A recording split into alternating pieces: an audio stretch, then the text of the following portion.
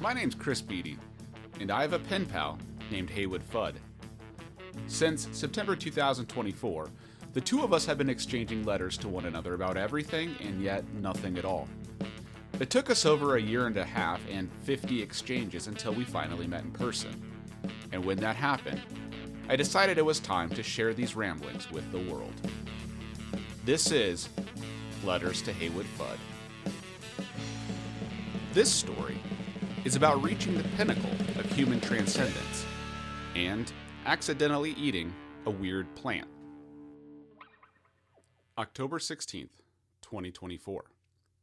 Dear Mr. Fudd, it's getting colder, which means that I am in the midst of the thankless job of gradually ripping out all of the plants in my wife's garden and placing them in our garbage bin. It's about a 2-month process since I refuse to purchase those large brown paper sacks, so I can only properly dispose of one garbage bin of garden at a time. I could probably start the process earlier in the year since my wife inevitably loses interest in said garden around mid-June, which annually coincides with when there are vegetables that require something to make use of. Some people use vegetables. We let them sit on our counter for the duration of the summer and leak vegetable goo down the kitchen drawers and onto the hardwood floor. It's an odd hobby, but it seems to make my wife happy. Me, not so much. Last year, I attempted to plant my own herbs to capture some of the thrill my wife seems to enjoy with witnessing the gradual birth and death of an object. So I bought a lemon verbena plant. I don't know what one does with lemon verbena, but I heard about it in a book once. It's a plant that smells like lemon. I know what you're thinking. You're just talking about lemons. I'm not. Lemon verbena. It's like lemons, but without the lemons. Gradually, the plant lost its lemon scent, which I felt was odd, but I was new to gardening. I attempted to make a syrup out of the enormous plant, but it tasted awful and took forever. While I was in the process, my mother came by the house and informed me that I was, in fact, not making a syrup out of lemon verbena, but a common garden weed. How was I supposed to know? I had taken good care of the weed, though. I was rather proud of it. Much obliged. C.S. Beatty. My daily trips to the mailbox were now met with greater anticipation. My boss had taught me how to send for autographs through the mail about a year ago, but I had run low on B-list celebrities willing to sign a hockey puck. Since my growing autograph collection had stunted its growth, checking the mail had also grown less exciting. Until now. It was still early phases in our relationship. The first few dates had gone well, but now Fudd and I were getting to know what each of us was like when we didn't feel the need to impress one another, when we didn't get all glammed up before a night on the town. We were inching toward the wearing sweatpants and farting in front of one another phase of any meaningful partnership, but it was still exciting. Now that we were 6 letters in and things felt serious, I started bragging about my new pen pal with the people I cared about. It was about time they knew who this special person in my life was. I started with my wife. This has got to be the weirdest thing to happen to you this year. I think she understood. I went back to our matchmaker, Mike the printer, and told him about Fudd and I. He was thrilled the two of us had hit it off. I emailed him scanned copies of our correspondence thus far, and 9 minutes later, Mike the printer sent me a response. Thanks. I think this is going to be the best reading ever. Fudd's letters corresponded with a creative, albeit somewhat lonely phase of my life. After adopting 3 kids, every single meaningful relationship I had prior had been impacted. I lost friends.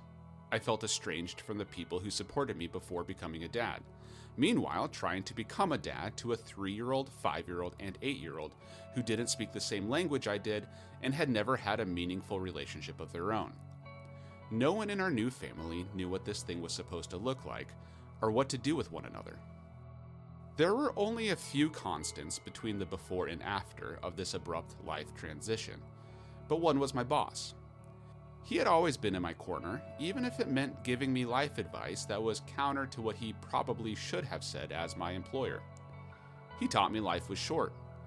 Working hard was often overrated, professional ambition is often a fool's errand, and life gets better when you learn to care less and enjoy it more. he loved it when I told him about Haywood Fudd. My 2 thoughts: 1, this man needs no psychedelic drugs, and 2, this is what self-actualization must look like. Best proof of reincarnation I have seen. When Haywood's next letter arrived in the mail, I was smitten. November 2, 2024. Dear Mr. Beatty, hi there. The following is what I scribbled last Tuesday. I propose you give the following your best, as you will see them again.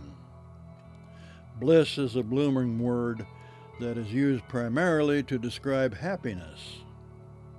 Oodles, dickens, catawampus, whoop-de-doo, clobbered, toot, kaput, and skedaddle are blooming words too. These words are chiefly extinct. The word chiefly is extinct too. From deep inside my cerebral cortex, a bobbing and weaving memory has floated to the surface and is now thirsty for my parched attention. Here it is. It was in the 3rd grade, 50 or so years ago, that a budding juvenile delinquent with the name of Scoop tried to wrestle my Baby Ruth candy bar from my clutches. The fight was on, and I fought to protect my Baby Ruth as though it was my mother's reputation.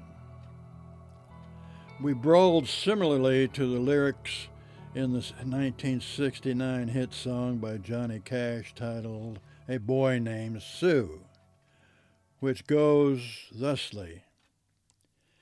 And we crashed through the walls and into the streets, kicking and gouging in the mud and the blood and the beer. We didn't crash through any walls into the street, and we weren't covered in mud, blood, and beer, but I'll have you know we were brawling like panthers with abscessed fangs. At the end of the fisticuffs, I kept my Baby Ruth. It's go time. The pressure, although governable and biddable at this stage of my going world record literary stunt, is preparing to mount a charge. Much obliged, Haywood Fudd, King of the Literary Daredevils, P.O. Box 345, Elkhorn, Nebraska 68022. Letters to Haywood Fudd is written by Chris Beatty and Haywood Fudd. I played myself, and Uncle Bob Copperstone played the voice of Haywood Fudd. Music is Speak Loud Advocate. If you want more of our letters but don't want to wait for the podcast to come out, I have a whole bunch of them available for download on my website, csbd.com/HaywoodFudd. Also, I wrote a book, and I feel obligated to tell you that. I feel obligated to tell everyone that. Everything is recorded at the greatest city on earth, Omaha, Nebraska.